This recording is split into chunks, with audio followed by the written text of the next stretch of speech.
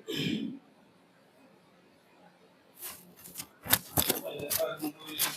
لله والصلاة على نبيه محمد وآله وأصحابه أجمعين. أما بعد فأعوذ بالله من الشيطان الرجيم. بسم الله الرحمن الرحيم. كنتم خير أمة أخرجت للناس تأمرون بالمعروف وتنهون عن المنكر. وقال النبي صلى الله عليه وسلم: إنه سيكون في آخر هذه الأمة قوم لهم أجر مثل أجر أولهم يأمرون بالمعروف وينهون عن المنكر ويقاتلون أهل الفتن، أو كما قال النبي صلی اللہ علیہ وسلم. معزز و مکرم سامعین کرام، حاضرین محفل، اللہ رب العزت کا ہم سب پر بہت بڑا احسان اور کرم ہے کہ اللہ رب العزت نے ہمیں اور آپ کو انسان بنایا. اس سے بڑھ کر کے اللہ رب العزت کا ہم پر یہ کرم، یہ احسان ہوا کہ اللہ رب العزت نے ہمیں اور آپ کو ایمان کی بیش بہا دولت بن مانگے عطا فرمائی. اور اس سے بھی بڑا کرم اللہ رب العزت کا ہم سب پر یہ ہے کہ اللہ رب العزت نے ہمیں اور آپ کو آقا مدنی صلی اللہ علیہ وسلم کے امت میں پیدا فرمایا، جس امت کو امت محمدیہ کے نام سے یاد کیا جاتا ہے. اس امت کو اللہ رب العزت نے بہت سارے القاب سے نوازا ہے. اس امت کو اللہ رب العزت نے ایک بہترین سرٹیفکیٹ عطا کیا ہے، لیکن یہ سرٹیفکیٹ، یہ لقب ہر ایک انسان پر صادق نہیں آتا، بلکہ اللہ رب العزت نے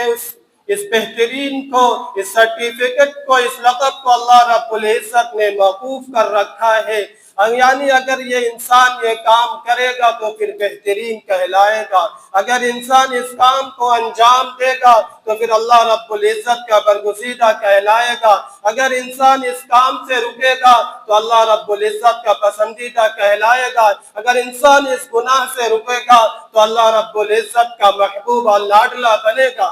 یہ موقوف اور موقوف علیہ ہے. اللہ قرآن میں ارشاد فرماتا ہے: كنتم خير أمة أخرجت للناس.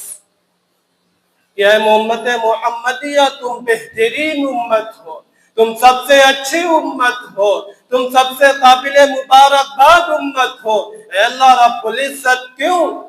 تأمرون بالمعروف، کہ تم نیکی کا حکم کرتے ہو. نیکی، یہ امت محمدیہ اللہ رب العزت نے یہ سرٹیفکیٹ، یہ لقب پہلے کسی امتوں کو نہیں نوازا، یہ نوازا تو صرف اور صرف امت محمدیہ صلی اللہ علیہ وسلم کو نوازا ہے. ہم اس کو یوں سمجھ لیجئے، یہ لقب نہیں، یہ ہماری اور آپ کی ذمہ داری ہے، ہمارے اور آپ کے اوپر فریضہ ہے، ہمارے اور آپ کے اوپر لازم اور ضروری ہے کہ ہم دوسرے انسان کو بھلائی کا حکم کریں. بھلائی کا پہلا، امر بالمعروف کا پہلا درجہ یہ ہے کہ انسان اپنے آپ کی اصلاح کرے. اللہ قرآن میں ارشاد فرماتا ہے: یا ایھا الذین آمنوا قوا انفسکم، کہ اے ایمان والو،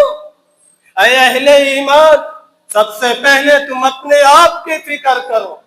لیکن آج کا معاملہ اس کا الٹا ہے کہ انسان اپنوں سے زیادہ دوسروں کی اصلاح کی فکر کرتا ہے، اپنے سے زیادہ دوسروں کو بنانے کی فکر کرتا ہے، اپنے سے زیادہ دوسروں کو امر بالمعروف کا فریضہ انجام دینے کی کوشش کرتا ہے. اسی لیے ہمارے اور آپ کے باتوں میں اس کا اثر نہیں رہتا. اگر ہم خود اب اس پر عمل پیرا ہو جائے، ہم خود اس پر عمل کریں تو پھر دوسروں کو اس بات کا حکم کریں تو اس بات کا کافی اثر ہوگا.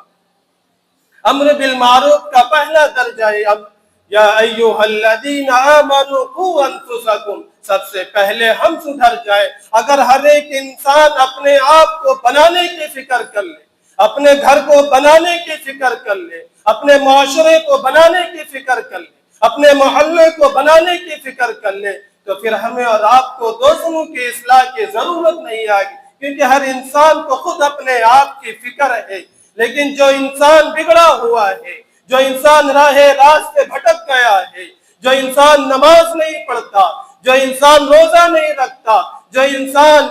انسان زکوٰۃ نہیں دیتا، جو انسان بہنوں کے حقوق ادا نہیں کرتا، تو جو یہ سب کام کرتا ہے، جو نماز پڑھتا ہے، زکوٰۃ دیتا ہے، روزہ رکھتا ہے، حج ادا کرتا ہے، بہنوں کے حقوق کو ادا کرتا ہے، تو اس کے اوپر یہ ذمہ داری تأمرون بالمعروف یہ اس پر عائد اور ضروری ہو جاتی ہے کہ جو بھائی نماز نہیں پڑھتا اس کو نماز کی دعوت دے، جو روزہ نہیں رکھتا اس کو روزے کی دعوت دے، جو حج ادا نہیں کرتا جس کے اوپر حج فرض ادا ہو گیا ہے اس کو حج ادا کرنے کی تلقین اور حکم دے، جو انسان بہنوں کا حق ادا نہیں کرتا، جو ادا کرتا ہے وہ دوسرے اپنے بھائی کو بہنوں کے حقوق ادا کرنے کا حکم کرے۔ اب تو امر بالمعروف کا دوسرا درجہ کہ اللہ رب العزت نے ہمارے اوپر کچھ چیزوں کو فرض کر رکھا ہے، کچھ چیزوں کو واجب کر رکھا ہے۔ مثلاً یوں سمجھیے کہ نماز ہمارے اوپر فرض اور ضروری ہے، تو جو انسان نماز نہیں پڑھتا اس کا ہمارے اوپر فرض اور ضروری ہے کہ ہم دوسرے انسان کو نماز کا حکم کریں۔ جو انسان زکوٰۃ نہیں دیتا، ہم اگر زکوٰۃ دیتے ہیں ہمارے اوپر ضروری اور لازم اور فرض ہے کہ ہم دوسرے انسان کو جو زکوٰۃ نہیں ادا کرتا ہم اسے زکوٰۃ ادا کرنے کا حکم کریں، ورنہ کل قیامت کے دن ہمیں اور آپ سے اس کے بارے میں سوال کیا جائے گا۔ اللہ رب العزت سب سے پہلے یہ سمجھیے کہ نماز ادا کرنے کا حکم کیوں کیا جاتا ہے۔ یہ ہمیں اور آپ کو سمجھنے کی ضرورت ہے کہ جب بھی کوئی انسان دوسرے انسان کو دعوت دیتا ہے تو سب سے پہلے اس کی دعوت یہی ہوتی ہے کہ بھائی نماز ادا کرو، مسجد میں آیا کرو، اس لیے کہ اللہ قرآن میں ارشاد فرماتا ہے ان الصلاة تنہی عن الفحشاء والمنکر، کہ بے شک نماز بے حیائی اور بری باتوں اور غلط کاموں سے روکتی ہے۔ یعنی اگر ہم نماز صحیح طریقے سے ادا کریں، نماز کو اخلاص کے ساتھ ادا کریں، اللہ رب العزت کو دیکھ کر کے کہ اللہ رب العزت کے سامنے ہم سجدہ ریز ہو رہے ہیں، تو پھر انسان کی نماز اگر مقبول ہو جاتی ہے تو پھر انسان خود بخود دوسرے گناہوں سے بچنے کی فکر اور کوشش کرنے لگتا ہے، اس لیے کہ قرآن کا فرمان ہے، قرآن کا قول ہے۔ لیکن ہم اور آپ دیکھتے ہیں کہ ایک دوسرا انسان نماز بھی پڑھتا ہے پھر بھی سود خوری کرتا ہے، ایک دوسرا انسان نماز بھی پڑھتا ہے پھر بھی گناہ سے نہیں رکتا، ایک دوسرا انسان نماز بھی پڑھتا ہے پھر بھی زکوٰۃ نہیں دیتا، ایک انسان نماز بھی پڑھتا ہے پھر بھی حرام کاری میں مبتلا ہے، ایک انسان نماز بھی پڑھتا ہے پھر بھی زناکاری میں مبتلا ہے، ایک انسان نماز بھی پڑھتا ہے پھر بھی دوسروں کے حقوق ادا نہیں کرتا، ایک انسان نماز بھی پڑھتا ہے پھر بھی پڑوسیوں کے حق ادا نہیں کرتا، ایک انسان نماز بھی پڑھتا ہے پھر بھی اپنے بہنوں کے حق ادا نہیں کرتا، ایک انسان نماز بھی پڑھتا ہے پھر بھی بہنوں کو میراث میں اپنا حق ادا نہیں کرتا۔ تو یہ آخر کیوں ہو رہا ہے؟ اس لیے کہ ہماری اور آپ کی نماز اللہ رب العزت کے بارگاہ میں جیسی ادا ہونی چاہیے تھی ویسی ہو نہیں رہی ہے، ہم آ رہے ہیں، سر پٹک رہے ہیں، چلے جا رہے ہیں، اس لیے ہماری اور آپ کے اللہ رب العزت کے بارگاہ میں ہماری اور آپ کی نماز مقبولیت قبولیت کے درجے کو نہیں پہنچی، ورنہ یہ قرآن کا فرمان ہے کہ جو شخص نماز پڑھے گا وہ خود بخود گناہوں اور بری باتوں سے رکنے کی کوشش کرنے لگے گا۔ اور امر بالمعروف کا دوسرا درجہ کہ ایک انسان انفرادی طور پر اس کام کو انجام دے، یعنی ہر ایک انسان کے اوپر تنہا فرض ہے کہ دوسرے انسان کو نماز کی، زکوٰۃ کی اور دوسری عبادات کی دعوت دے۔ اگر ہم انفرادی طور پر اس کام کو نہیں کر سکتے، فردن فردن اس کام کو انجام نہیں کر سکتے تو پھر ہمیں اور آپ کو ایک جماعت کی تشکیل کرنی ضروری ہے۔ اللہ رب العزت کا شکر ادا کرنا چاہیے، اللہ رب العزت کا احسان اور کرم ہے کہ اللہ رب العزت نے حضرت مولانا الیاس صاحب رحمت اللہ علیہ کے ذریعے اس جماعت کے کام کو ہمارے اور آپ کے سپرد کر دیا ہے، جس میں ہم لگ کر کے، جس میں ہم جڑ کر کے اپنے دوسرے بھائی کو دین کی دعوت اور نماز کی دعوت دے سکتے ہیں۔ اللہ رب العزت قرآن میں ارشاد فرماتا ہے وَلْتَكُن مِّنكُمْ أُمَّةٌ يَدْعُونَ إِلَى الْخَيْرِ، کہ تم میں سے ایک جماعت ایسی ہونی چاہیے جو خیر کی دعوت دے، جو اپنے مسلمان بھائی جو نماز ادا نہیں کرتے اس کو نماز کی دعوت دے۔ اللہ رب العزت نے قرآن میں ارشاد فرمایا اِلَى الْخَيْرِ، خیر کی دعوت ہے۔ یہ خیر کی دعوت کیا ہے؟ صحابہ کرام رضوان اللہ تعالی علیہم اجمعین نے نبی کریم صلی اللہ علیہ وسلم سے پوچھا کہ اللہ نے قرآن میں ارشاد فرمایا وَلْتَكُن مِّنكُمْ أُمَّةٌ يَدْعُونَ إِلَى الْخَيْرِ، کہ اللہ کے نبی صلی اللہ علیہ وسلم یہ خیر کیا ہے؟ تو آپ صلی اللہ علیہ وسلم نے ارشاد فرمایا ہماری سنت اور قرآن کے اقوال۔ اگر انسان ان دو چیزوں کو مضبوطی سے پکڑ لے،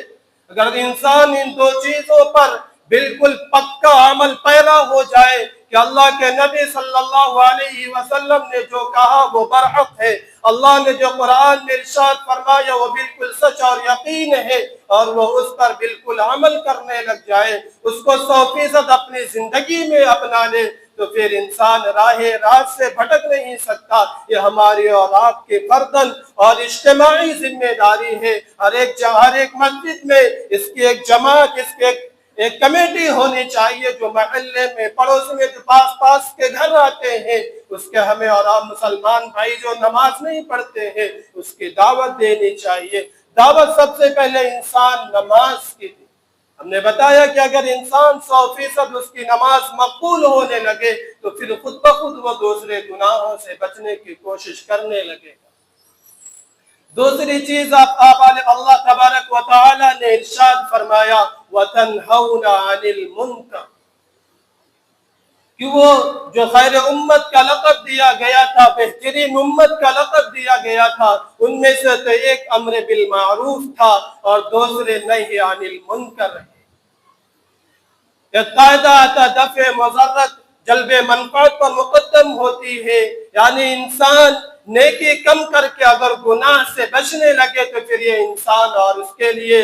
پھر اس کے نیکی کی طرف وہ خود بخود بڑھنے کی کوشش کرنے لگے گا، اس کا قدم خود بخود نیکی کی طرف آنے لگے گا۔ اس لیے ہمیں اور آپ کو، ہم اور آپ جو زیادہ دعوت دیتے ہیں وہ زیادہ عبادت کی دعوت دیتے ہیں۔ ہمارے اوپر یہ بھی ضروری ہے، ہمارے اوپر یہ فریضہ بھی عائد ہوتا ہے، ہمارے اوپر یہ ذمہ داری بھی عائد ہوتی ہے کہ اگر کوئی انسان گناہ میں مبتلا ہے تو ہمیں اس کو اس گناہ سے روکنے کی کوشش بھی کی جائے، اس گناہ سے اس کو منع کرنے کی بھی کوشش کی جائے۔ آپ علیہ السلام نے ارشاد فرمایا من رأى منكم منکرا فلیغیرہ بیدہ، کہ جو انسان اپنے کسی مسلمان بھائی کو کسی گناہ میں مبتلا دیکھے، کسی غلط کام میں دیکھے، کسی برائی میں دیکھے، تو اگر اس کو ہاتھ سے روکنے کی طاقت ہے تو اس کو اپنے ہاتھ سے روکے۔ فَلْيُغَيِّرْهُ بِيَدِهِ، اگر اس کو ہاتھ سے روکنے کی طاقت ہے تو ہاتھ سے روکے۔ فَإِن لَمْ يَسْتَطِعْ فَبِلِسَانِهِ، اگر اس کو ہاتھ سے روکنے کی طاقت نہیں ہے تو پھر زبان سے روکے۔ اگر اس کی بھی طاقت نہیں ہے فَإِن لَمْ يَسْتَطِعْ فَبِقَلْبِهِ، اگر انسان اتنا بھی نہیں کر سکتا کہ ہاتھ سے بھی نہیں روک سکتا، زبان سے بھی نہیں روک سکتا، تو کم سے کم اس کے متعلق اپنے دل میں اس کو اس کام سے امید رکھے کہ اللہ رب العزت اس کو اس گناہ سے چھٹکارا اور نجات عطا فرمائے۔ آپ علیہ السلام نے ارشاد فرمایا، ہم یہ سمجھتے ہیں کہ زندگی ہمیں دوسرے کے بھائیوں کے بارے میں سوال نہیں کیا جائے گا، ہر ایک سے قیامت کے دن آپ علیہ السلام نے ارشاد فرمایا الا کلکم راع وکلکم مسئول عن رعیتہ، تم میں سے ہر ایک ذمہ دار ہے، باپ ہے تو گھر کا ذمہ دار ہے، اپنے پوری فیملی کا ذمہ دار ہے۔ اگر اولاد راہ راست سے بھٹکتی ہے تو کل باپ سے سوال کیا جائے گا۔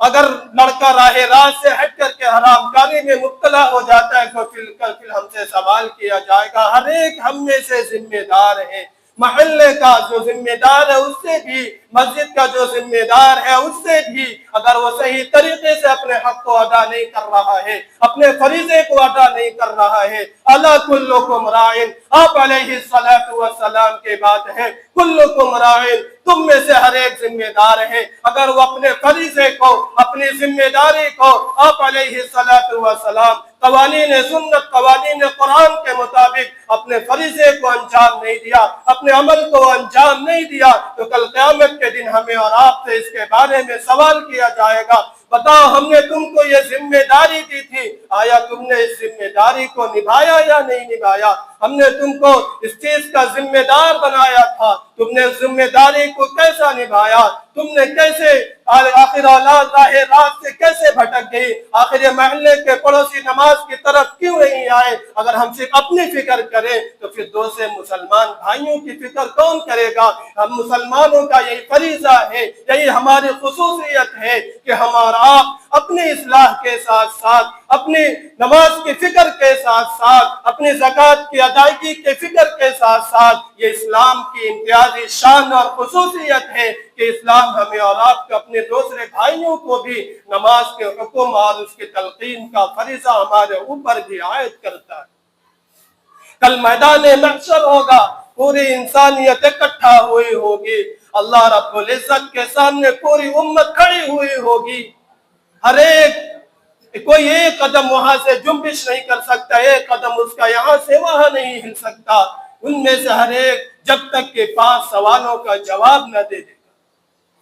یہ دیکھنے میں 5 سوال، ہمیں اور آپ کو دیکھنے میں بس 5 سوال معمولی سے لگتے ہیں کہ بس 5 سوال ہم اور آپ اس کو دیکھ کر کے آگے بڑھ جائیں گے، لیکن یہ 5 سوال ہماری پوری زندگی کو محیط ہے، ہماری پوری زندگی کو گھیرے ہوئے ہیں، پیدائش سے لے کر کے موت تک، اس میں سارے سوال کے جوابات اللہ رب علیہ السلام نے سمو دیے ہیں۔ ہر ایک سے اس 5 سوال کے بارے میں جواب طلب کیا جائے گا، اگر انسان اس کا صحیح طریقے سے جواب دے گا تو پھر کل وہاں سے اس کا قدم آگے بڑھے گا، اگر انسان اس 5 سوال میں سے کسی ایک سوال کا جواب بھی نہیں دے سکا تو پھر کل اس کا انجام ہم اور آپ وہی سمجھیں گے جو اللہ رب العزت ایک جنت ہے، ایک جہنم ہے۔ آپ علیہ الصلاۃ والسلام نے ارشاد فرمایا، لا تزول قدم ابن آدم حتى يسأل عن 5 عن عمره فيما افنا۔ بتاؤ، ہم نے تم کو 60-70 سال کی زندگی دی تھی، ہم نے تم کو بچپنا دیا تھا، ہم نے تم کو صحت دی تھی، ہم نے تم کو تندرستی دی تھی، کہ بتاؤ تم نے ہماری تندرستی کو، ہماری عمر کو، ہم نے جو تم کو دی تھی، تم نے اس کو کہاں گوایا؟ ذرا تصور کریں، اگر اللہ رب العزت نے ہمیں اور آپ سے اس سوال کا جواب طلب کر لیا تو پھر ہمارے اور آپ کے اوپر ہم اور آپ اس سوال کا جواب دے پائیں گے؟ دنیا میں انسان کسی کے یہاں کام کرتا ہے، کسی کے یہاں نوکر ہے، کسی کے یہاں منشی ہے، اگر وہ کئی سالوں کا حساب طلب کر لیتا ہے تو پھر اس کے پسینے چھوٹ جاتے ہیں۔ یہاں اللہ رب العزت تو بالکل 60-70 سال کی زندگی کا حساب طلب کر رہا ہے۔ بتاؤ، تم نے رات کہاں گزاری تھی اور تم نے دن کہاں گزارا تھا؟ تم نے عصر کا وقت کہاں گزارا تھا؟ تم نے فجر کے بعد کیا کیا تھا؟ ہر ایک کے بارے میں سوال کیا جائے گا۔ ہمارا آپ اپنی زندگیوں کو معمولی نہ سمجھے، اللہ رب العزت نے یہ زندگی ہمیں اور آپ کو آخرت بنانے کے لیے دی ہے، آخرت سنوارنے کے لیے دی ہے، کیونکہ اجل مرنے کے بعد ہمارے اور آپ کے لیے 2 گھر ہیں، ایک جنت ہے، ایک جہنم ہے۔ اس دنیا میں اللہ رب العزت نے جو ہمیں اور آپ کو بھیجا ہے، اللہ رب العزت نے جو ہمیں اور آپ کو اس دنیا میں پیدا فرمایا ہے، اللہ نے قرآن میں ارشاد فرمایا، وَمَا خَلَقْتُ الْجِنَّ وَالْإِنسَ إِلَّا لِيَعْبُدُونَ، کہ انسانوں اور جناتوں کی پیدائش کا مقصد ہماری عبادت ہے، لیکن آج انسان اس کے برعکس زندگی گزار رہا ہے۔ जुमा में तो पूरी मस्जिद भर जाती है, फिर असर में फिर मस्जिद खाली हो जाती है, मगरिब में भी वही हाल होता है। क्या हमारे ऊपर सिर्फ जुमा फर्ज है? या उस 5 नमाजों के बारे में जो अल्लाह रब्बुल इज्जत ने हमें और आपके ऊपर फर्ज किए, क्या उसके बारे में हमें और आपसे सवाल नहीं किया जाएगा? जिस तरह हमारे ऊपर जुमा फर्ज है, बिल्कुल इसी तरह हमारे ऊपर दूसरी नमाजें भी फर्ज है। हम तो जुमा तो पढ़ लेते हैं और बाकी नमाजों को छोड़ देते हैं। ये हमारे और अल्लाह रब्बुल इज्जत का कैसा हमारे ऊपर, हम कैसा शुक्र अदा कर रहे हैं? हमें और आपसे इसके बारे में भी सवाल किया जाएगा। तो मैं कह रहा था कि अल्लाह रब्बुल इज्जत ने हमारे आपकी पैदाइश का मकसद जो बनाया इबादत है, और इस दुनिया में जो अल्लाह रब्बुल इज्जत ने हमें और आपको भेजा वो आखिरत बनाने के लिए भेजा है। हम जो नमाज पढ़ते हैं, जो रोजा रखते हैं, हमें और आपको इस दुनिया में तो इसका अज्र, इसका जज़ा नहीं मिलता, लेकिन ये किरामन कातिबीन जो हमारे कंधे पर 24 घंटा हमारे ऊपर मौजूद रहते हैं, किरामन कातिबीन यअलमून मा तफअलून, कि किरामन कातिबीन जो 24 घंटा हमारे और आपके कंधे पर लगे हुए हैं, दाहिनी तरफ वाला नेकी लिखता है, बाईं तरफ वाला बुराई लिखता है। तो कल जब क़यामत के दिन हमारा आप मर करके जाएंगे, तो फिर जब हम हाजिर होंगे, अल्लाह रब्बुल इज्जत के हाजिर होंगे, तो फिर यही फरिश्ता जो हमें और आपने नेकी की होगी, जो हमने और आपने नमाज पढ़ रखी होगी, जो रोजा अदा कर रखा होगा, जो सदका तो खैरात अदा किए होंगे, जो दूसरों के दीन की दावत दिए होंगे, कल फरिश्ता ये हमारे और आपके रजिस्टर को अल्लाह रब्बुल इज्जत के सामने खोल करके रख देगा। बस शर्त यही कि हमारा आप इस अपनी पूरी जिंदगी को, अपनी लाइफ को पूरे अल्लाह रब्बुल इज्जत के कवानीन सुन्नत के मुताबिक जिंदगी गुजारने की कोशिश करें, वरना इस मौत का कोई भरोसा नहीं। हमारा और आपका ईमान और अकीदा है कि मौत तो आनी है, लेकिन कब आएगी किसी का पता नहीं। दुनिया में आने की तो तरतीब होती है कि पहले दादा आता है, फिर बाप आता है, फिर बेटा आता है, फिर पोता आता है, लेकिन जाने की कोई तरतीब नहीं होती। कभी बेटा पहले चला जाता है बाप से पहले, कभी बाप चला जाता है दादा से पहले। हम और आप अपनी आंखों से देखते रहते हैं, हमारी और आपकी कब आंखें बंद हो जाए कुछ पता नहीं। इसलिए हमें और आपको अपने आप को बनाने की, संवारने की और अल्लाह रब्बुल इज्जत के कवानीन और सुन्नत के मुताबिक जिंदगी गुजारने की जरूरत है। अगर हमने और आपने अपनी इस पूरी लाइफ को, अपनी पूरी जिंदगी को कवानीन सुन्नत और कवानीन कुरान के खिलाफ गुजार दिया, तो फिर हमें और आपको कल मैदान महशर होगा, वह हमें और आपको अल्लाह रब्बुल इज्जत के सामने शर्मिंदगी का सामना करना होगा। अगर हमें और आपको वहां सवाल के जवाब से बचना है, तो फिर हमें अपनी इस दुनिया को बेहतर बनाना है। अल्लाह रब्बुल इज्जत हमें और आपको कहने सुनने से ज्यादा अमल करने की तौफीक नसीब फरमाए। व आखिरु दावाना अनिल हम्दुलिल्लाहि रब्बिल आलमीन।